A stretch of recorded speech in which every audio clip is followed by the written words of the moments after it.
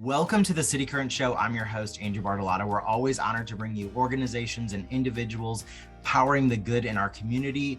And if you're looking for a spot of serenity in this crazy world, you'll enjoy today's conversation as we discover more about the urban horticulture oasis in the heart of Memphis. You guessed it, the Memphis Botanic Garden. Joining us today is Olivia and Gina Harris. Thank you both for joining us. Thank you so much for having us.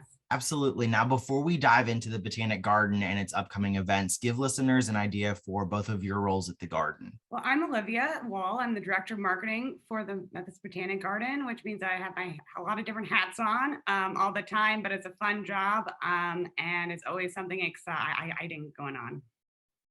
And I'm Gina Harris, and I'm Director of Education and Events, and I also manage our traveling exhibits here. So kind of like Olivia, there's a lot of different things happening, from kids programs. We serve about 40,000 kids a year that come through our school programs, summer camps, birthday parties, to our events, which are things like our holiday wonders at the garden and whiskey, wine, and chocolates, the fun adult events, and then family events like the egg hunt and things like that we have going on. So all of that, and then our traveling exhibits that we do, not necessarily every year, but we're trying to kind of keep that one rolling. So yeah, a lot of fun things. And like you said, there are a lot of fun things. There's a lot going on at Memphis Botanic Garden. Discuss the 96-acre property. You've got 30 specialty gardens or so, and talk about some of the special things about the garden that make it unique. We are on 96 acres. And what's really unique about our space is that we're located in the center of the city. So we're right in the middle of, everything that's going on in Memphis. So we're easily accessible for people in all the different surrounding areas. And where we are used to be a city park. So this was city property, and it's still city property. We manage the garden space. The Memphis Botanic Garden Foundation manages that. But, we have our Japanese garden, our rose garden. We actually started with our iris garden. That was the first collection of plants that was planted here on this property with the irises.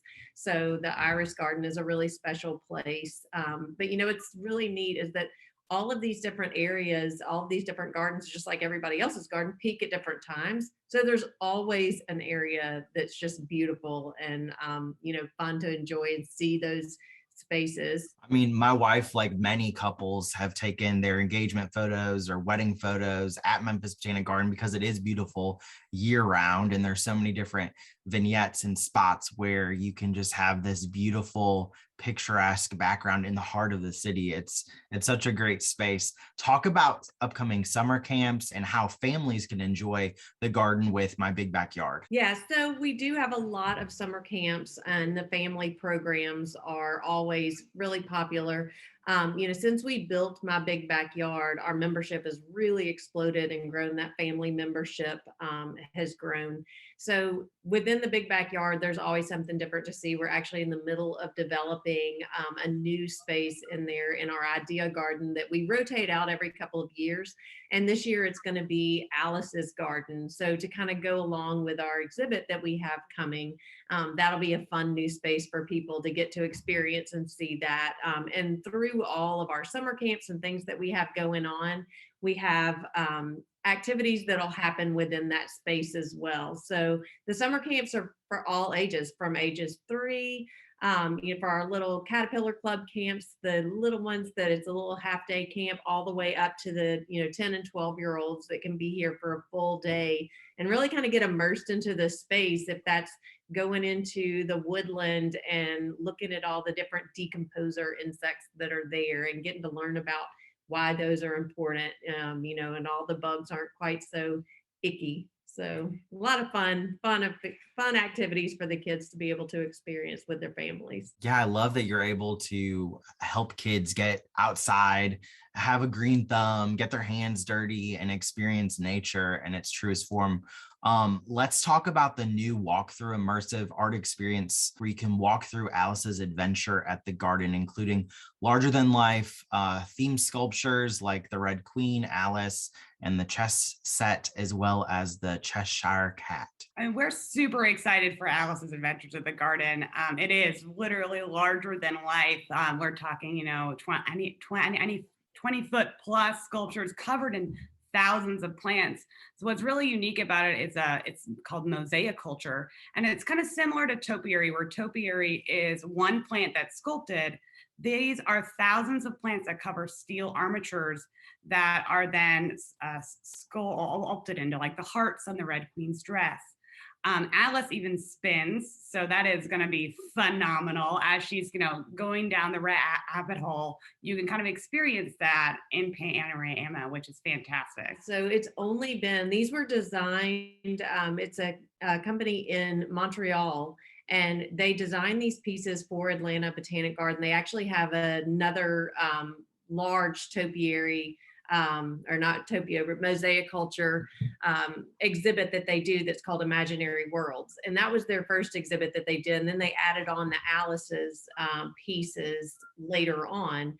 And so Atlanta Botanic Garden is the only botanic garden, or the only place in the United States that's had these giant pieces of the mosaic culture from Mosaic Culture International in Montreal. Dollywood has a couple of pieces of the mosaic culture as well. So it's interesting that, of all the places in the United States, they're both in the South, that we've got these pieces going. But Atlanta has never had these out to another garden before. So we'll be the first place outside of Atlanta to be able to host this. So we're really, really excited to have the opportunity to be able to show this off. Atlanta's not too far of a drive, but there's a lot of places around here that can come, the Nashville friends, and over in Arkansas, there's a lot of people that'll be able to, make a little fun day trip out of it and come over to the garden and see these amazing pieces. I mean, it's just unreal. Like Olivia was saying, the sizes of these things, the card guards that are on the chessboard are 10 feet tall, and the big heart trees that kind of line the chessboard are 12 feet tall. So to stand next to these just giant pieces that are all created out of plants is just unbelievable. It's really cool. And I know my family and I were super excited to come multiple times and enjoy it and walk around, take photos. I mean, it seems like it's going to be the perfect spot to take your summer photos and fall photos with your family, and this whimsy part at the Memphis Botanic Garden. So moving from mosaic culture to music, Memphis Botanic Garden is also home to the infamous Live at the Garden concert series at Radians Amphitheater. Talk about some of your past performers and what people can expect this year and how they can purchase tickets. The first concert kicks off on June 11th, so it should be a great season once again. Last year, we finished the season strong with Earth, Wind, and Fire, which was phenomenal. It was just, what a great way to kind of end last year after a year hiatus. We've had all sorts of folks in, from Brad Paisley to if you want to go back in the day, Michael Bublé was even here on our stage, and Chris Isaak and Ray Charles. The garden has been able to host some amazing artists. Robert Plant, one of my favorites. But it's such a fun space to be able to bring, be outside enjoying the concert. And that was one of the great things over the last couple of years, when it was difficult to get together and have events. The garden was such a great place to be able to come and enjoy, a safe place to be. When other things were shut down, we were still able to be open and to give people a place to come and, maybe it wasn't enjoying music because we had that one season off, but, being able to enjoy just the space and the serenity of the garden. And now we're glad to add a little bit of fun to the serenity of the garden with some of these other things we've got. We've seen so many people at Live at the Garden, from Chris Daughtry, Martina McBride, even Tony Bennett.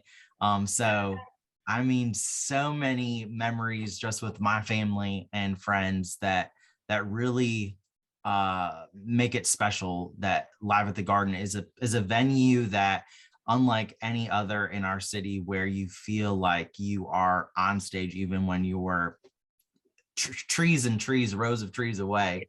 Yeah. It's just that energy that is unmatched anywhere else. So I think y'all do a wonderful job with Live at the Garden, and it's so fun. We can't wait to to visit this season and enjoy some of those great acts as well. Why should someone purchase an annual pass at the Garden? So the perks, are pretty great. I have to say myself,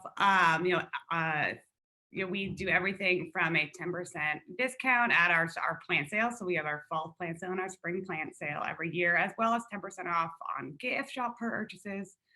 You get free entry year round. So 362 days or close 3 days a year. You can come to our garden, and that's included with your membership.